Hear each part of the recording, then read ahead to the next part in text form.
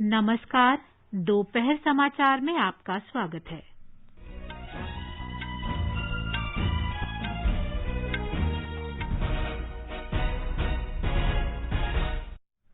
भारत में उपचार करा रहे कोविड मरीजों की संख्या में गिरावट का रुख, कोविड से स्वस्थ होने की दर बढ़कर 83.04% हुई। देश में अब तक 17,52,00,000 से अधिक कोविड टीके लगाए गए। पिछले 24 घंटे में 3,48,000 से अधिक लोगों में कोरोना संक्रमण की पुष्टि हुई। सरकार ने कोविड के बाद म्यूकोरमाइकोसिस की जटिलता से निपटने के लिए एम्फोटेरिसिन बी की उपलब्धता बढ़ाई। ऊर्जा मंत्रालय ने देश भर में चिन्हित 73 बड़े ऑक्सीजन संयंत्रों में निर्बाध बिजली आपूर्ति सुनिश्चित करने के उपाय किए। तमिलनाडु ने महामारी में ड्यूटी के दौरान जान गंवाने वाले डॉक्टरों के 45 परिवारों को 25-25 लाख रुपए मुआवजे की घोषणा की।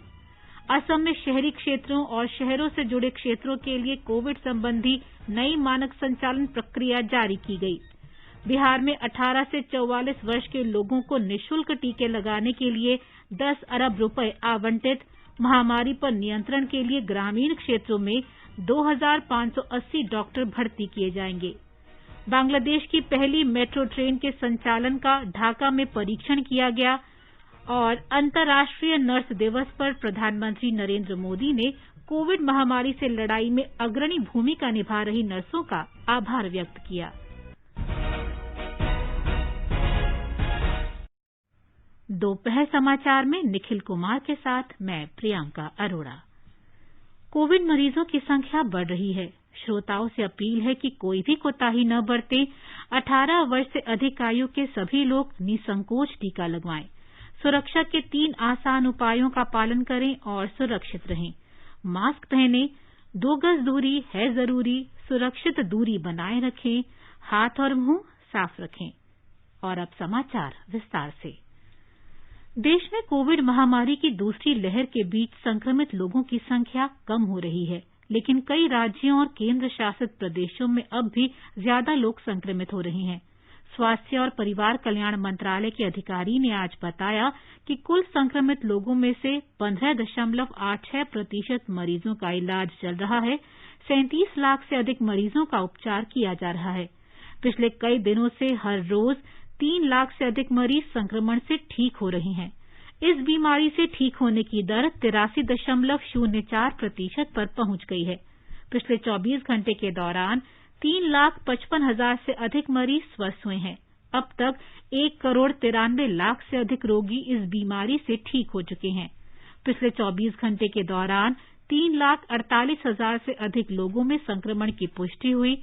कल 4,205 लोगों की मौत हुई। इसके साथ ही कोविड से मृतकों की संख्या 2,54,000 से अधिक हो गई है। इस बीच भारतीय आयुर्विज्ञान अनुसंधान परिषद ने बताया है कि कल 19,83,000 कोविड जांच की गई।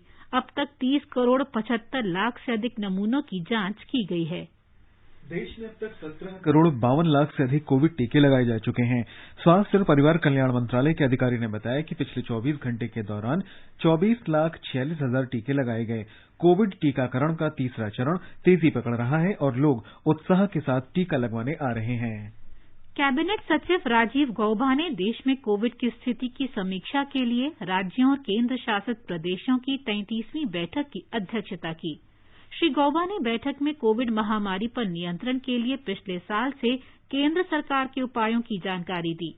उन्होंने बताया कि प्रधानमंत्री पिछले साल सितंबर से ही तरल मेडिकल ऑक्सीजन के उत्पादन और आपूर्ति के लिए घरेलू उद्योगों के साथ साथ सक्रिय रूप से बातचीत करते रहे हैं, जिससे सड़क, रेल, वायु और समुद्री मार्गों से ऑक्सीजन परिवहन के विभिन्न मुद्दे सुलझाने में मदद मिली है।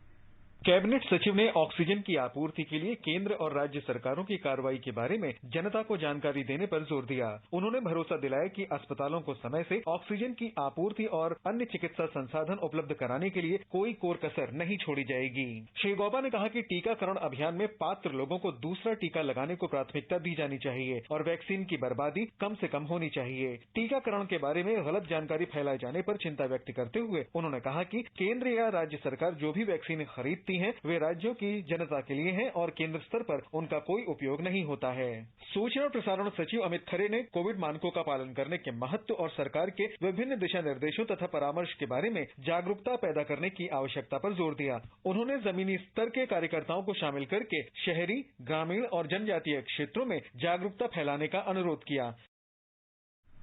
केंद्र सरकार ने ऑक्सीजन की बढ़ती मांग को पूरा करने के लिए इसकी उपलब्धता बढ़ाने, वितरण को सुचारू बनाने और भंडारण सुविधाओं में वृद्धि के कई उपाय किए हैं। वाणिज्य और उद्योग मंत्रालय ने कहा है कि समूची ऑक्सीजन आपूर्ति श्रृंखला पर ध्यान देते हुए कदम उठाए जा रहे हैं।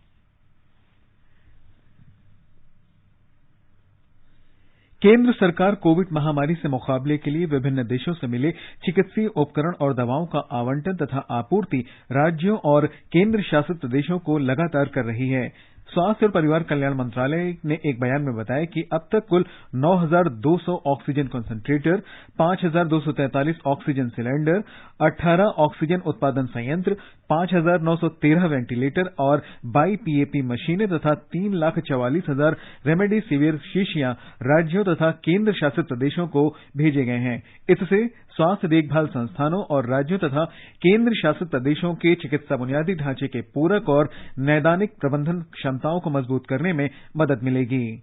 ब्यौरा हमारे संवाददाता से। देश में कोविड मामलों में वृद्धि के खिलाफ जारी लड़ाई में किए जा रहे प्रयासों को और मजबूत करने के लिए केंद्र सरकार को विभिन्न देशों और संगठनों से 27 अप्रैल से चिकित्सा आपूर्ति और उपकरण सहायता प्राप्त हो रही है। केंद्र सरकार सीमा शुल्क संबंधी मंजूरियों में तेजी लाकर व्यवस्थित ढंग से चिकित्सा उपकरणों की आपूर्ति कर रही है। प्राप्तकर्ता राज्यों और संस्थानों को इन राहत उपकरणों का आवंटन और आपूर्ति नियमित रूप से जारी है। केंद्रीय स्वास्थ्य मंत्रालय द्वारा नियमित रूप से व्यापक स्तर पर इसकी निगरानी भी की जा रही है। इसके अलावा कोविड राहत सामग्री की प्राप्ति तथा आवंटन में समन्वय के लिए मंत्रालय में एक समर्पित समन्वय प्रकोष्ठ का भी गठन किया गया है। आनंद कुमार, आकाशवाणी समाचार, दिल्ली। ये समाचार हमारी वेबसाइट newsonair.com/hindi और हमारे mobile app news on AIR पर भी उपलब्ध हैं। प्रधानमंत्री फसल बीमा योजना के अंतर्गत फसल की बुवाई से लेकर फसल कटाई तक पूरे फसल चक्र के दौरान जोखिम के कवर को प्रदान किया जाता है। स्थानीय आपदा या फसल कटाई के बाद नुकसान की स्थिति में बीमित किसानों द्वारा 72 घंटे के भीतर इसकी सूचना बीमा कंपनी, क्रॉप इंश्योरेंस ऐप, संबंधित बैंक या फिर राज्य सरकार के अधिकारियों या बीमा कंपनी के टोल फ्री नंबर पर देना आवश्यक है।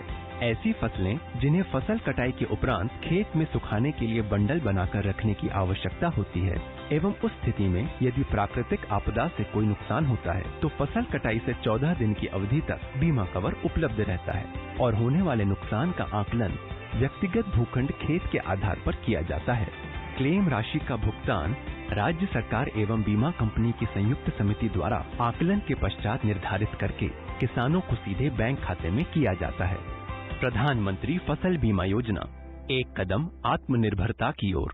चलो मिलकर एक शुरुआत करें, चलो एक फैसला आज करें, मास्क नहीं तो टोकेंगे, कोरोना को रोकेंगे, चलो एक इरादा करते हैं, चलो कुछ वादा करते हैं, मास्क नहीं तो टोकेंगे, कोरोना को रोकेंगे। दोपहर समाचार में आपका फिर स्वागत है। सरकार ने म्यूकोरमाइकोसिस बीमारी का मुकाबला करने के लिए एम्फोटेरिसिन बी दवा की उपलब्धता बढ़ाने के लिए कई उपाय किए हैं। कोविड से ठीक होने के बाद कई लोगों में म्यूकोरमाइकोसिस बीमारी के लक्षण दिखते हैं। इस बीमारी से निपटने के लिए एम्फोटेरिसिन बी की मांग भी हाल ही में काफी बढ़ी है। केंद्र सरकार ने इस दवा के उत्पादकों से उत्पादन बढ़ाने को कहा है। इस दवा के अतिरिक्त आयात और देश में इसके उत्पादन में वृद्धि से इसकी आपूर्ति में सुधार आने की संभावना है। विदेशों से प्राप्त होने वाली इस दवा का केंद्रीय औषध विभाग ने राज्यों को आवंटन किया है। राज्यों से ये अनुरोध किया गया है कि वे सरकारी और निजी अस्पतालों तथा स्वास्थ्य देखभाल एजेंसियों के बीच इस दवा का समुचित बंटवारा करें। ऊर्जा मंत्रालय ने कोविड महामारी के मद्देनजर देश भर के ऑक्सीजन संयंत्रों को बिजली की बाधा रहित आपूर्ति सुनिश्चित करने के लिए कई कदम उठाए हैं। मंत्रालय 73 बड़े ऑक्सीजन उत्पादन संयंत्रों को विद्युत आपूर्ति की निरंतर निगरानी कर रहा है। इनमें से 13 ऑक्सीजन संयंत्र राष्ट्रीय राजधानी क्षेत्र को ऑक्सीजन की आपूर्ति करते हैं। ऊर्जा मंत्रालय ने 24 घंटे काम करने वाला एक नियंत्रण कक्ष स्थापित किया है। ऊर्जा सचिव स्वयं दैनिक आधार पर राज्यों के ऊर्जा सचिवों के साथ ऑक्सीजन संयंत्रों को विद्युत आपूर्ति की समीक्षा करते हैं। तमिलनाडु के मुख्यमंत्री एम.के. स्टालिन ने कोविड-19 महामारी के समय ड्यूटी के दौरान अपनी जान गंवाने वाले डॉक्टरों के 45 परिवारों को मुआवजा राशि देने की घोषणा की है। प्रत्येक परिवार को 25 लाख रुपए की अनुग्रह राशि दी जाएगी। एक रिपोर्ट। चेन्नई में जारी एक बयान में कहा गया है कि अप्रैल, मई और जून के महीनों के दौरान ड्यूटी पर रहने वाले चिकित्सा कर्मियों को बोनस दिया जाएगा। डॉक्टरों के लिए 30,000 रुपए, नर्सों को 20,000 और अन्य कर्मचारियों को 15,000 रुपए दिए जाएंगे। प्रशिक्षु डॉक्टरों तथा पोस्ट ग्रेजुएट डॉक्टरों को भी बोनस के रूप में 20,000 रुपए की राशि दी जाएगी। इसके अलावा जो चिकित्सा कर्मचारी ड्यूटी पर तैनात हैं, उन्हें विधिवत पुरस्कृत किया जाएगा, क्योंकि वे लोग इस महामारी के दौरान अपनी जान की परवाह किए बिना रोगियों का जीवन बचाने के लिए 24 घंटे काम कर रहे हैं। चेन्नई से जॉय की रिपोर्ट के साथ समाचार कक्ष से मैं आरती मल्होत्रा। असम सरकार ने शहरी क्षेत्रों और शहरों से जुड़े इलाकों के लिए कोविड संबंधी नई मानक संचालन प्रक्रिया जारी की है। ये दिशा निर्देश नगर निगम, नगरपालिका बोर्ड और रेवेन्यू बोर्ड के आसपास के 5 किलोमीटर के क्षेत्र में लागू होंगे। इन क्षेत्रों में कल से सभी दुकानें और व्यापारिक प्रतिष्ठान प्रतिदिन दोपहर 1 बजे तक बंद कर दिए जाएंगे। सभी शैक्षणिक संस्थान और सरकारी तथा गैर सरकारी कार्यालय 15 दिनों के लिए बंद रहेंगे। धार्मिक स्थल भी इस दौरान बंद रहेंगे। शैक्षिक संस्थानों में ऑनलाइन कक्षाएं जारी रहेंगी। सार्वजनिक वाहनों में सिर्फ 30% यात्री ही यात्रा कर सकेंगे। बिहार सरकार ने 18 से 44 वर्ष आयु वर्ग के लोगों के मुफ्त टीकाकरण के लिए 10 अरब रुपए आवंटित किए हैं। मुख्यमंत्री नीतीश कुमार की अध्यक्षता में कैबिनेट बैठक में यह निर्णय लिया गया। राज्य सरकार ने ग्रामीण इलाकों में कोविड की स्थिति को देखते हुए 2,580 चिकित्सकों की नियुक्ति करने का फैसला भी लिया है। इस बीच बिहार में पिछले 24 घंटे में 10,920 लोगों में कोरोना संक्रमण की पुष्टि हुई और 13,852 लोग ठीक हुए। कल 72 कोविड मरीजों की मृत्यु हुई। स्वस्थ होने की दर लगभग 83% है, जबकि संक्रमण दर 9.92% है। 5,07,000 से अधिक मरीज अब तक संक्रमण मुक्त हो चुके हैं। राज्य के 84,08,557 लोगों को टीके लगाए गए हैं। इनमें 18 से 44 वर्ष आयु वर्ग के 2,29,000 से अधिक लोग शामिल हैं। आगे बढ़ने से पहले मुख्य समाचारों पर एक नजर। भारत में उपचार करा रहे कोविड मरीजों की संख्या में गिरावट का रुख। कोविड से स्वस्थ होने की दर बढ़कर 83.04% हुई। देश में अब तक 17 करोड़ 52 लाख से अधिक कोविड टीके लगाए गए। पिछले 24 घंटे में 3,48,000 से अधिक लोगों में कोरोना संक्रमण की पुष्टि हुई। सरकार ने कोविड के बाद म्यूकोरमाइकोसिस की जटिलता से निपटने के लिए एम्फोटेरिसिन बी की उपलब्धता बढ़ाई। ऊर्जा मंत्रालय ने देश भर में चिन्हित 73 बड़े ऑक्सीजन संयंत्रों में निर्बाध बिजली आपूर्ति सुनिश्चित करने के उपाय किए। तमिलनाडु ने महामारी में ड्यूटी के दौरान जान गंवाने वाले डॉक्टरों के 45 परिवारों को 25-25 लाख रुपए के मुआवजे की घोषणा की। असम में शहरी क्षेत्रों और शहरों से जुड़े क्षेत्रों के लिए कोविड संबंधी नई मानक संचालन प्रक्रिया जारी की। बिहार में 18 से 44 वर्ष के लोगों को निःशुल्क टीके लगाने के लिए 10 अरब रुपए आवंटित। महामारी पर नियंत्रण के लिए ग्रामीण क्षेत्रों में 2,580 डॉक्टर भर्ती किए जाएंगे। बांग्लादेश की पहली मेट्रो ट्रेन के संचालन का ढाका में परीक्षण किया गया और अंतर्राष्ट्रीय नर्स दिवस पर प्रधानमंत्री नरेंद्र मोदी ने कोविड महामारी से लड़ाई में अग्रणी भूमिका निभा रही नर्सों का आभार व्यक्त किया। गुजरात में कल 10,990 लोगों में संक्रमण की पुष्टि हुई। स्वास्थ्य विभाग के अनुसार पिछले 24 घंटे के दौरान 15,198 रोगियों का इलाज किया गया और उन्हें अस्पताल से छुट्टी दे दी गई। एक रिपोर्ट। राज्य में लगातार संक्रमण के नए मामलों की तुलना में ज्यादा मरीज ठीक हो रहे हैं, जिससे मरीजों के ठीक होने की दर 80% से ऊपर चली गई है। राज्य में संक्रमण के सबसे अधिक 3059 नए मामले अहमदाबाद में सामने आए, जबकि सूरत में 790 नए मामले दर्ज किए गए। पिछले 24 घंटों में 118 मरीजों की मृत्यु हो गई। इसके साथ ही राज्य में कोविड-19 से जान गंवाने वाले मरीजों की कुल संख्या 8,629 तक पहुंच गई है। राज्य में इस वक्त 1,31,832 सक्रिय मामले हैं, जिनमें से 798 मरीज वेंटिलेटर पर है। इस बीच गुजरात में अब तक करीब 37 लाख लोगों को कोविड-19 के खिलाफ टीके की दोनों खुराक दी जा चुकी है। कल राज्य में 2,18,513 लोगों को टीके लगाए गए। योगेश पंड्या, आकाशवाणी समाचार, अहमदाबाद। तेलंगाना में आज से 10 दिन का लॉकडाउन लागू हो गया है। हमारे संवाददाता ने बताया कि सभी गतिविधियों के लिए सुबह 6 बजे से 10 बजे तक लॉकडाउन में छूट दी गई है।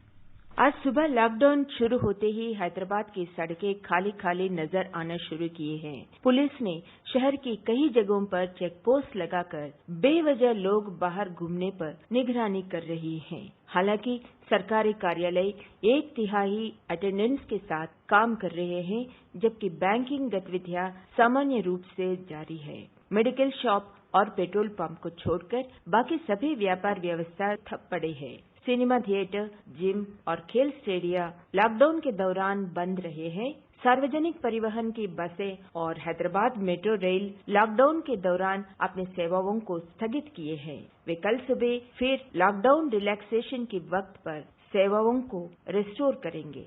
आकाशवाणी समाचार के लिए हैदराबाद से लक्ष्मी। कर्नाटक में राज्य स्वास्थ्य विभाग ने ऐसे टीकाकरण केंद्रों की सूची जारी करने की पहल की है, जहां दिव्यांगजन टीका लगवा सकते हैं। ये पहल कर्नाटक उच्च न्यायालय के आदेश के अनुरूप की गई है। ऐसे केंद्र दिव्यांगजनों को बिना किसी प्रतीक्षा के तत्काल टीका उपलब्ध कराएंगे। ऐसे केंद्रों में व्हीलचेयर, दिव्यांगजनों के लिए विशेष शौचालय और रैंप होंगे। मध्य प्रदेश के मुख्यमंत्री शिवराज सिंह चौहान ने कहा है कि कोविड जांच प्रत्येक नागरिक का अधिकार है और जो कोई भी जांच करवाना चाहता है उसकी निःशुल्क जांच की जाएगी। श्री चौहान ने कोविड नियंत्रण समीक्षा बैठक में ये बात कही। ब्यौरा हमारी संवाददाता से। प्रदेश में सक्रिय मामलों की संख्या 1,11,366 है। वहीं साप्ताहिक पॉजिटिविटी दर 17.2% है। राज्य संक्रमण के मामले में देश में 15वें स्थान पर है। कल संक्रमण से कुल 9,517 मरीज स्वस्थ हुए हैं, जबकि 10 जिलों में 200 से अधिक नए मामले सामने आए हैं। इंदौर में 1,651 जबकि भोपाल में 1,412 नए कोविड मामले दर्ज किए गए। राज्य में 26,000 से अधिक कोरोना रोगियों का निःशुल्क इलाज किया जा रहा है। इस बीच मुख्यमंत्री श्री चौहान ने कहा कि कोरोना के बाद ब्लैक फंगस नामक बीमारी के कुछ मामले सामने आए हैं। इस संबंध में भारत सरकार द्वारा जारी एडवाइजरी राज्य के सभी अस्पतालों में भेजी गई है और इसका उपचार निर्धारित प्रोटोकॉल के अनुसार किया जा रहा है। पूजा पीवर्धन, आकाशवाणी समाचार, भोपाल। पश्चिम बंगाल में दैनिक संक्रमित लोगों की संख्या पहली बार 20,000 से अधिक हो गई है। राज्य में कल 132 लोगों की मौत हुई। 1,27,000 से अधिक कोविड मरीजों का उपचार किया जा रहा है। दैनिक संक्रमण दर लगभग 30% है। महाराष्ट्र में बृहन मुंबई नगर निगम ने कार्यालयों के साथ साथ आवासीय सोसाइटियों में भी कोविड-19 टीकाकरण शुरू करने के लिए दिशा निर्देश जारी किए हैं। ब्यौरा हमारे संवाददाता से। बीएमसी ने यह स्पष्ट किया है कि हाउसिंग सोसाइटी तथा कार्यालयों में केवल पंजीकृत निजी टीकाकरण केंद्र के द्वारा टीकाकरण कैंप आयोजित किया जा सकता है। इन जगहों पर सभी पात्र कर्मचारी, उनके परिवारजन, सोसाइटी में रहने वाले नागरिक, घरेलू कामगार तथा वाहन चालक वगैरह टीका ले सकते हैं, लेकिन उसके लिए कोविन पोर्टल पर सभी का पंजीकरण आवश्यक है तथा टीकाकरण के समय उन्हें सरकार द्वारा अधिकृत किया गया फोटो आईडी दिखाना होगा। जो हाउसिंग सोसाइटी या कार्यालय ऐसे टीकाकरण कैंप शुरू करना चाहती है, उन्हें टीके की प्रतीक्षा करने वाले लोग, टीका लेने वाले लोग तथा टीका लेने के बाद निरीक्षण के लिए बैठे हुए लोगों के लिए अलग अलग कक्ष का इंतजाम करना होगा। इसके अलावा टीकाकरण के बाद किसी को कुछ तकलीफ होती है तो उनकी सहायता के लिए भी एक एम्बुलेंस तैयार रखनी होगी। जीवन भावसार, आकाशवाणी समाचार, मुंबई। आईटीबीपी के मनोरोग विशेषज्ञ नई दिल्ली में राधा स्वामी व्यास के Sardar Patel Covid care centre में मरीजों के तनाव को कम करने में मदद कर रहे हैं। 500 ऑक्सीजन बिस्तरों वाले इस केंद्र में आईटीबीपी ने 30 से अधिक स्ट्रेस काउंसलर तैनात किए हैं। आईटीबीपी के वरिष्ठ मुख्य चिकित्सा अधिकारी मनोचिकित्सक डॉक्टर प्रशांत मिश्रा की देखरेख में ये परामर्शदाता 24 घंटे उपलब्ध रहते हैं। वे रोगियों को योग और ध्यान का अभ्यास कराते हैं। स्वास्थ्य मंत्रालय ने कहा है कि विश्व स्वास्थ्य संगठन की 32 पृष्ठों की एक रिपोर्ट में कोरोना वायरस की एक किस्म B1.617 को कोरोना वायरस की भारतीय किस्म नहीं बताया गया है। मंत्रालय ने कहा है कि इस रिपोर्ट में कहीं भी भारतीय शब्द का प्रयोग नहीं किया गया है। इससे पहले मीडिया में आई खबरों में कहा गया था कि विश्व स्वास्थ्य संगठन की रिपोर्ट में कोरोना वायरस की इस किस्म को भारतीय किस्म बताया है। स्वास्थ्य मंत्रालय ने इन खबरों को निराधार और असत्य बताया है। भारतीय वैज्ञानिकों ने कैंसर निदान के क्षेत्र में बड़ी उपलब्धि हासिल की है। मुंबई स्थित एपिजेनेरेस बायोटेक प्राइवेट लिमिटेड और उसकी सहयोगी सिंगापुर की जार लैब्स ने एक नॉन इनवेसिव परीक्षण तैयार किया है। इस जांच से ट्यूमर की कोशिकाओं के बनने और संबंधित लक्षणों के दिखाई देने के 1 साल पहले भी शरीर में कैंसर की सटीक उपस्थिति का पता लगाया जा सकेगा। इस तकनीक को HRC जांच के रूप में जाना जाता है और ये कैंसर के शीघ्र निदान तथा उपचार में मदद करेगी। ये जांच कैंसर रोगियों को उपचार के भारी वित्तीय बोझ से भी बचाएगी। आकाशवाणी समाचार से विशेष बातचीत में एपिजेनेरेस बायोटेक प्राइवेट लिमिटेड के प्रमोटर निदेशक आशीष त्रिपाठी ने कहा कि इसकी विशेषता ये है कि साधारण रक्त परीक्षण के जरिए ये जांच की जा सकती है। So core to our breakthrough is a specific set of cells that we have been able to isolate in blood for the very first time, and we were able to actually make an algorithm out of some markers from these cells, which are indicators of early stage of cancer. So there are a couple of things that we can do. Not only can we detect cancer earlier than any technology, because we can detect it prior to tumor formation. 2, this is a common test for all cancers. 3, this is a prognostic test. So not only can it tell you that you don't have cancer, we can in fact rule out the risk of cancer for the next 1 year if your HRC marker readings are within a safe zone. ये समाचार आकाशवाणी से प्रसारित किए जा रहे हैं। ताज़ा समाचार जानने के लिए आप हमारे Twitter handle @AIR News Hindi को फॉलो कर सकते हैं। प्रधानमंत्री फसल बीमा योजना के अंतर्गत फसल की बुवाई से लेकर फसल कटाई तक पूरे फसल चक्र के दौरान जोखिम के कवर को प्रदान किया जाता है। स्थानीय आपदा या फसल कटाई के बाद नुकसान की स्थिति में बीमित किसानों द्वारा 72 घंटे के भीतर इसकी सूचना बीमा कंपनी, क्रॉप इंश्योरेंस ऐप, संबंधित बैंक या फिर राज्य सरकार के अधिकारियों या बीमा कंपनी के टोल फ्री नंबर पर देना आवश्यक है। ऐसी फसलें जिन्हें फसल कटाई के उपरांत खेत में सुखाने के लिए बंडल बनाकर रखने की आवश्यकता होती है एवं उस स्थिति में यदि प्राकृतिक आपदा से कोई नुकसान होता है तो फसल कटाई से 14 दिन की अवधि तक बीमा कवर उपलब्ध रहता है और होने वाले नुकसान का आकलन व्यक्तिगत भूखंड खेत के आधार पर किया जाता है। क्लेम राशि का भुगतान राज्य सरकार एवं बीमा कंपनी की संयुक्त समिति द्वारा आकलन के पश्चात निर्धारित करके किसानों को सीधे बैंक खाते में किया जाता है। प्रधानमंत्री फसल बीमा योजना, एक कदम आत्मनिर्भरता की ओर। ये आकाशवाणी है। बांग्लादेश ने ढाका में मेट्रो रेल सेवा का पहला परीक्षण किया है। सड़क परिवहन और सेतु मंत्री ओबेदुल कादिर ने बांग्लादेश की पहली विद्युत मेट्रो रेल के परीक्षण का कल वर्चुअल उद्घाटन किया। इस मेट्रो सेवा के लिए जापान से 6 कोच आयात किए गए हैं। इस अवसर पर श्री कादिर ने कहा कि देश के लिए मेट्रो का सपना साकार हो गया है। बांग्लादेश में जापान के राजदूत नाओकी कीतो भी इस अवसर पर मौजूद थे। उन्होंने कहा कि बांग्लादेश में पहली मेट्रो और बिजली से चलने वाली रेलगाड़ी ढाका के बदलते रूप का प्रतीक होगी। आज अंतर्राष्ट्रीय नर्स दिवस है। नर्सों के सम्मान के लिए प्रत्येक वर्ष 12 मई को नर्स दिवस मनाया जाता है। ये आधुनिक नर्सिंग की संस्थापक फ्लोरेंस नाइटिंगेल की जयंती भी है। इस वर्ष अंतर्राष्ट्रीय नर्स दिवस का विषय है a voice to lead a vision for future health care. उपराष्ट्रपति एम वेंकैया नायडू ने लोगों की निस्वार्थ और अथक सेवा के लिए नर्सों की सराहना की है। उन्होंने कहा कि महामारी के दौरान नर्सों ने अग्रणी भूमिका निभाई। उन्होंने लोगों से अपील की कि स्वास्थ्य और कल्याण के क्षेत्र में बहुमूल्य योगदान के लिए नर्सों के प्रति आभार व्यक्त करें। प्रधानमंत्री नरेंद्र मोदी ने इस अवसर पर कोविड महामारी से लड़ाई में अग्रणी भूमिका निभा रही नर्सों का आभार व्यक्त किया। उन्होंने कहा कि स्वस्थ भारत की दिशा में नर्सों की कर्तव्य, दया और प्रतिबद्धता की भावना अनुकरणीय है।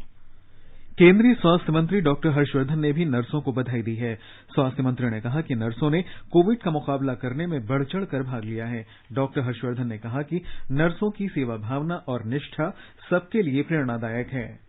सूचना और प्रसारण मंत्री प्रकाश जावड़ेकर ने नर्सों के प्रति हृदय से आभार व्यक्त किया है। अंतर्राष्ट्रीय नर्स दिवस के अवसर पर उन्होंने कहा कि कोविड महामारी के इस दौर में वे लोगों की मां और बड़ी बहन के रूप में सेवा कर रही हैं। केंद्र शासित प्रदेश लद्दाख अपने शुष्क जलवायु की वजह से कुट्टू जैसे पारंपरिक अनाज के उत्पादन के लिए जाना जाता है। लद्दाख के कृषि विभाग ने वहां के किसानों की आय दोगुना करने के लिए कई कदम उठाए हैं। कुट्टू या बकव्हीट पारंपरिक अनाज है जो लद्दाख के कम ऊंचाई वाले क्षेत्रों जैसे शैम और बोंगदांग तुर्कतुक में उगाया जाता है। ये इलाके भारत पाकिस्तान सीमा पर स्थित हैं।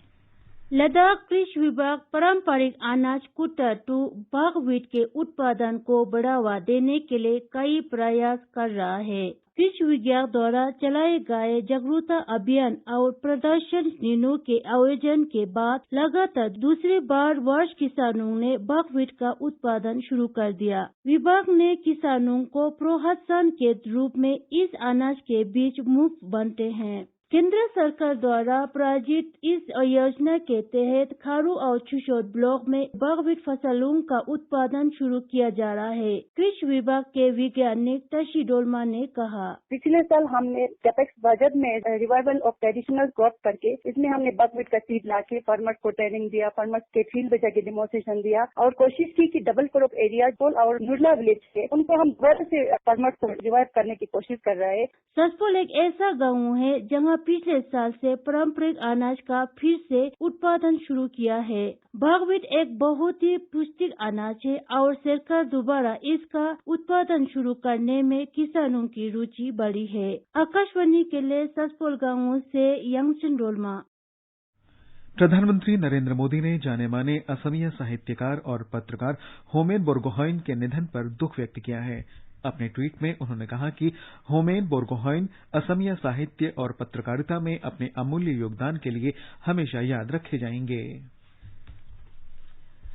आकाशवाणी के पूर्व उर्दू समाचार वाचक अफसर अली जाफरी का आज सुबह निधन हो गया। वे 70 वर्ष के थे। श्री अफसर अली आकाशवाणी के समाचार सेवा प्रभाग के उर्दू एकांश से करीब 40 वर्ष जुड़े रहे। जाने माने निर्माता निर्देशक पटकथा लेखक विजय भट्ट की आज जयंती है। विजय भट्ट ने राम राज्य, बैजू बावरा, गूंज उठी शहनाई और हिमालय की गोद जैसी सुपरहिट फिल्मों का निर्देशन किया। वे फिल्म और television producers guild of India के संस्थापक सदस्य भी थे। उनकी फिल्म राम राज्य काफी लोकप्रिय रही और स्वयं महात्मा गांधी ने भी इसे देखा था। आकाशवाणी की ओर से विजय भट्ट को भावभीनी श्रद्धांजलि।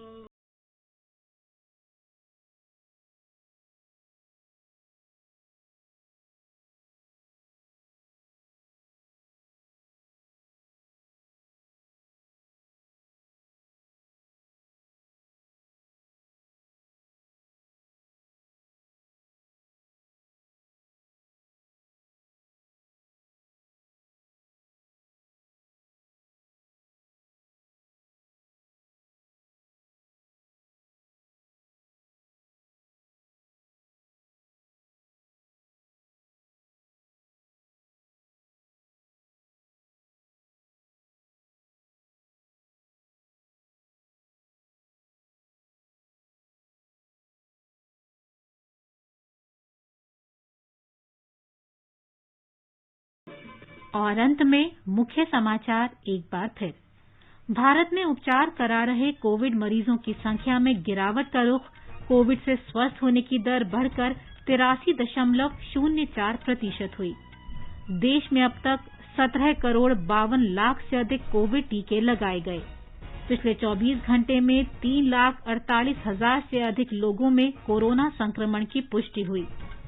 सरकार ने कोविड के बाद म्यूकोरमाइकोसिस की जटिलता से निपटने के लिए एम्फोटेरिसिन बी की उपलब्धता बढ़ाई। ऊर्जा मंत्रालय ने देश भर में चिन्हित 73 बड़े ऑक्सीजन संयंत्रों में निर्बाध बिजली आपूर्ति सुनिश्चित करने के उपाय किए। तमिलनाडु ने महामारी में ड्यूटी के दौरान जान गंवाने वाले डॉक्टरों के 45 परिवारों को 25-25 लाख रुपए के मुआवजे की घोषणा की। असम ने शहरी क्षेत्रों और शहरों से जुड़े क्षेत्रों के लिए कोविड संबंधी नई मानक संचालन प्रक्रिया जारी की। बिहार में 18 से 44 वर्ष के लोगों को निःशुल्क टीके लगाने के लिए 10 अरब रुपए आवंटित। महामारी पर नियंत्रण के लिए ग्रामीण क्षेत्रों में 2580 डॉक्टर भर्ती किए जाएंगे। बांग्लादेश की पहली मेट्रो ट्रेन के संचालन का ढाका में परीक्षण किया गया। और अंतर्राष्ट्रीय नर्स दिवस पर प्रधानमंत्री नरेंद्र मोदी ने कोविड महामारी से लड़ाई में अग्रणी भूमिका निभा रही नर्सों का आभार व्यक्त किया। इसके साथ ही दोपहर समाचार का ये अंक समाप्त हुआ। नमस्कार।